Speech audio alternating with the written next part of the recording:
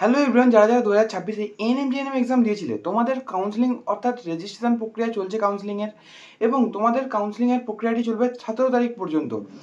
এবং 17 তারিখে তোমাদের হয়ে যাবে চয়েস লকিং, অর্থাৎ তোমরা যদি যারা যারা নিজেরা চয়েস লক করে দাও তাহলে তোমাদের চয়েস লক হয়ে যাবে, আর না হলে সিস্টেম জেনারেটেডভাবে অটোভাবে সেটা লক হয়ে যাবে 17 তারিখে।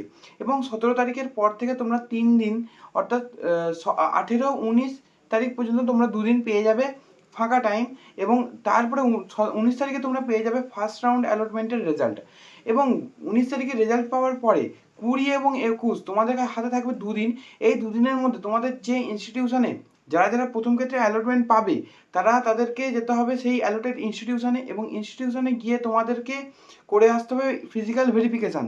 এবং যারা পাওনি তাদের কোনো চিন্তার বিষয় নেই, প্রথম রাউন্ডে অনেকজনই থেকে থাকো যারা কলেজ পাও না, তোমরা সেকেন্ড রাউন্ডের জন্য তোমরা অটোমেটিক্যালি এলিজিবল হয়ে যাবে। এবার তোমরা চাইলে সেকেন্ড রাউন্ডে তোমাদের যে সিট অ্যারেঞ্জমেন্ট আছে সেটা যদি তোমাদের ভুল থেকে থাকে তোমরা অ্যারেঞ্জ করে ঠিক করে নিতে পারবে। এবং তোমাদের যদি মনে হয়ে থাকে যে তোমরা ওই অ্যারেঞ্জমেন্ট যেটা ছিল সেটা ঠিকই ছিল, তোমরা ওয়েট করবে, তাহলে ওই অ্যারেঞ্জমেন্ট নিয়েও তোমরা সেকেন্ড রাউন্ডে যেতে পারো। এবং এবার আসি যারা যারা ফার্স্ট রাউন্ডে অ্যালটমেন্ট পেয়ে যাবে, তোমরা অ্যালটমেন্ট পাওয়ার পরে তোমাদেরকে যেতে হবে ইনস্টিটিউশনে যেখানে তোমাদের অ্যালটমেন্ট তোমরা পেয়েছো। ইনস্টিটিউশনে যেতে হবে, গিয়ে ওখানে তোমাদেরকে কিছু অপশান থাকবে। তোমরা যারা প্রথম চয়েস পেয়েছিলে তোমাদেরকে ওই কলেজে নো আপগ্রেডেশন ফর্ম দিয়ে তোমাদের ওই কলেজে বা ওই ইনস্টিটিউশনে ভর্তি হয়ে যেতে হবে। এবং যারা যারা সেকেন্ড বা তার পরের অপশান পেয়েছো এবং ভাবছো যে পরের রাউন্ডগুলোতে আমি আরও ফার্দার আরও বেটার পেতে পারি, বা তোমাদের অন্য কোনো কলেজে যাওয়ার ইচ্ছা আছে, তারা কি করবে, পরের রাউন্ড ওখানে ফিজিক্যাল ভেরিফিকেশান করতে যাবে, গিয়ে তোমরা সেখানে ইয়েস আপগ্রেডেশন করে ফর্মটা জমা দেবে, দিয়ে এবং চলে আসবে, তাহলেই তোমরা তোমাদের সেকেন্ড রাউন্ডের জন্য এলিজিবল হয়ে যাবে। আমরা এবার আসি আমাদের মেন ভিডিওর জায়গায়, যেটার জন্য আজকে আমাদের ভিডিওটা বানানো। সেটা হলো তোমরা যে ভেরিফিকেশন করতে হবে তোমাদের তার জন্য কী কী রিকোয়ার্ড ডকুমেন্টস লাগবে। তোমরা যে প্রথমে এক্সামটি দিতে গেছিলে, সেই এক্সামটি দিতে যাওয়ার সময় সব থেকে প্রথমে লেগেছিল তোমাদের কাছে ছিল হচ্ছে অ্যাডমিট কার্ড। সেই অ্যাডমিট কার্ডটা তোমরা রাখবে তোমাদের কাছে। তারপরে তোমরা রাখবে এই এএনএম পরীক্ষার যেটা র্যাঙ্ক কার্ড বেরিয়েছে সেই র্যাঙ্ক কার্ডটি। এবং 19 তারিখে তোমরা যখন সিট অ্যালটমেন্ট পেয়ে যাবে, পাওয়ার পরে সেখানেই তোমাদের সিট অ্যালটমেন্ট লেটার বলে একটি লেটার শো হবে। সেই পেজটিকে তোমাদেরকে ডাউনলোড করতে হবে এবং সেটিকে বার করে নিয়ে গিয়ে তোমাদেরকে ওখানে কলেজে নিয়ে যেতে হবে। এবার তোমাদেরকে লাগবে তোমাদের এজ প্রুফ হিসেবে তোমরা নিয়ে যেতে পারো আধার কার্ড, কিংবা এখানে তোমাদের পোর্টালে যেটা যেটা শো করেছে তোমরা বেটার হয়ে যাবে এটা নিয়ে যাও, ক্লাস 10-এর তোমাদের অ্যাডমিট কার্ড। তারপরে তোমাদেরকে নিয়ে যেতে হবে ক্লাস 10 এবং 12-এর বোধের দুটোর মার্কশিট, এটা তোমরা নিয়ে যাবে। এবার আছি ক্যাটাগরি সার্টিফিকেটে। যারা যারা যে যে ক্যাটাগরিতে ভর্তি হয়েছো, অর্থাৎ যে যে ক্যাটাগরির ফর্ম ফিল আপ করেছো সেই ক্যাটাগরি সার্টিফিকেটগুলো তোমরা অরিজিনাল নিয়ে যাবে। এবং তার সঙ্গে সঙ্গে আমি যে এই সার্টিফিকেটগুলো বলছি তার জেরক্স কপি 2 থেকে 3 কপি তোমরা বার করে নিয়ে চলে যাবে।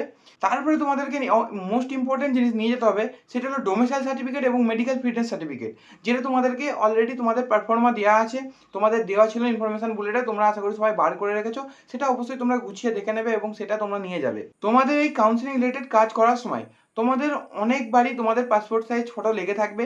তো তোমরা যদি পারো যে যে যে পাসপোর্ট সাইজ ফটোটা তোমরা পরীক্ষা অ্যাডমিট কার্ডে দিয়েছিলে সেই পাসপোর্ট সাইজ ফটোটারই বাকি কপিগুলো নিয়ে যাওয়ার। এবং তোমাদের কাছে যদি নাও থেকে থাকে তাহলে সেই জামা পরে বা যেটা তোমরা নিয়েছিলে সেটা নিয়েই আবার ফটোটা তুলে সেই ফটো নিয়ে যাওয়ার, বা অন্য ফটো তোমরা তুলে নিতে পারো।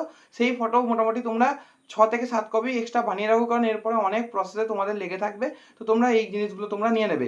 এবং আমি যে যে অরিজিনাল ডকুমেন্টসগুলোর কথা বললাম, যেমন তোমাদের আমি বললাম ক্লাস 10-এর মার্কশিট, ক্লাস 12-এর মার্কশিট, ক্লাস 10-এর অ্যাডমিট কার্ড, এবং তোমাদের যে বলছি আধার কার্ড নিয়ে যেতে, এইগুলো তোমরা অরিজিনাল কপির সঙ্গে সঙ্গে তোমরা 2 থেকে 3 কপি জেরক্সও করে নেবে। এবং অন্যান্য যে তোমাদের বললাম র্যাঙ্ক কার্ড, তারপর তোমাদের মার্কশিট, তারপর তোমাদেরকে বললাম র্যাঙ্ক কার্ড, তারপর তোমাদেরকে বললাম অ্যাডমিট কার্ড এবং সিট অ্যালটমেন্ট লেটার, এটারও তোমরা 2 থেকে 3 কপি এক্সট্রা জেরক্স করে নিয়ে চলে যাবে।